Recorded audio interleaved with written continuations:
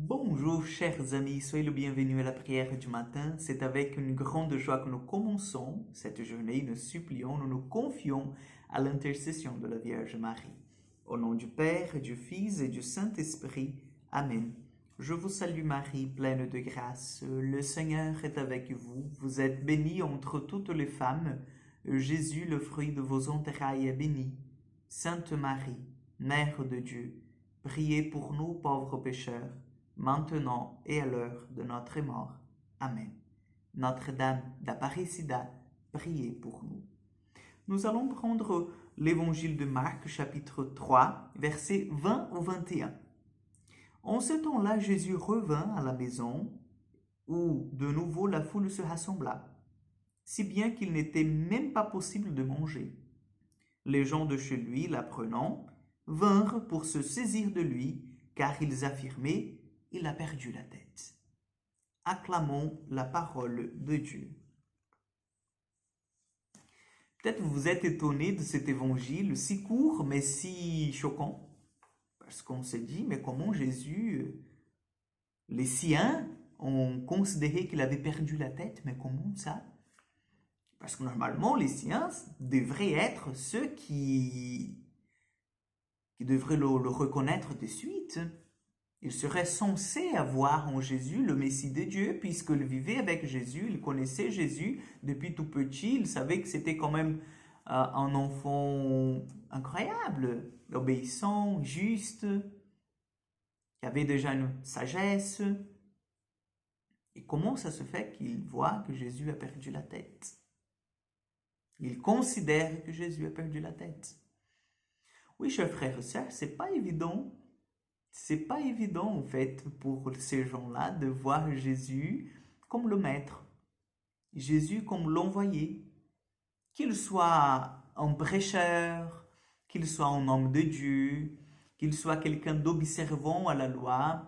Ça, oui, ça, on peut, voilà, il n'y a pas de souci. Mais Jésus, comme Messie, et ces gens qui viennent, qui sont autour de lui, mais il se prend pour qui, Jésus?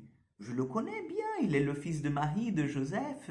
On a joué ensemble, je connais bien. Il a appris à lire avec Monsieur le tel. Et comment ça se fait maintenant que les gens disent, ben voilà, c'est le maître, voilà, je pense que c'est un prophète. Non, c'est pas possible.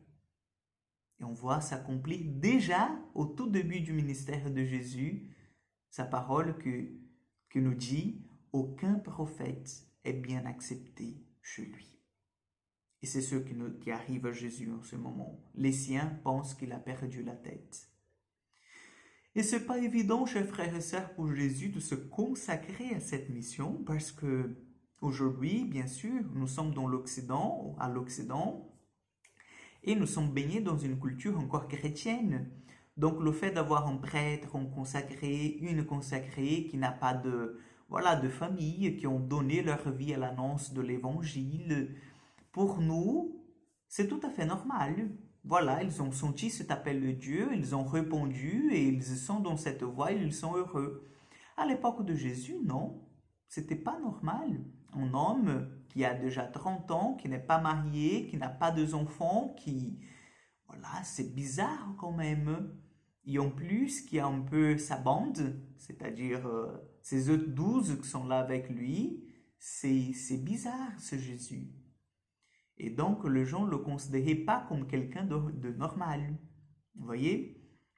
Mais c'était quand même quelqu'un qui contagiait en fait par son amour, l'amour qu'il dégageait, la parole prêchée, l'attention qu'il donnait aux gens. Et c'est ça en fait qui attirait les foules. C'est ça qui attirait les foules. Mais c'est ça en même temps qui faisait que les siens n'étaient pas d'accord. Chers frères et sœurs, le point plus important de cet évangile, c'est que peut-être chez vous aussi, vous êtes considéré un fou, une folle, parce que vous avez la Bible chez vous, parce que vous priez tous les jours, parce que vous avez un chapelet dans la voiture, parce que vous dites encore mon Dieu, parce que vous dites oui, je vais prier pour vous. Peut-être vous êtes pris aussi comme fou ou une folle. Ne vous inquiétez pas. Vous voyez, Jésus a été considéré comme ça. Donc ne vous inquiétez pas, vous suivez le même chemin de Jésus. Au contraire, réjouissez-vous, car vous êtes considéré un fou de Dieu, un fou pour Dieu. D'accord? Donc ne vous inquiétez pas, l'important c'est que vous continuez votre mission, c'est que vous continuez dans la voie du Seigneur. Demandons à la Vierge Marie qu'elle nous aide à supporter les épreuves, et même des épreuves qui viennent de chez nous, qui viennent de l'intérieur de notre maison. Ça, c'est compliqué, je sais que c'est difficile au regard de nos proches, mais que la Vierge Marie nous soutienne dans notre marche vers le ciel et l'accomplissement de notre mission sur cette terre. Amen. Le Seigneur soit avec vous. Que Dieu Tout-Puissant vous bénisse et vous garde, le Père, le Fils et le Saint-Esprit. Amen. Bonne journée, chers frères et sœurs, bon week-end et à mardi pour encore une prière du matin.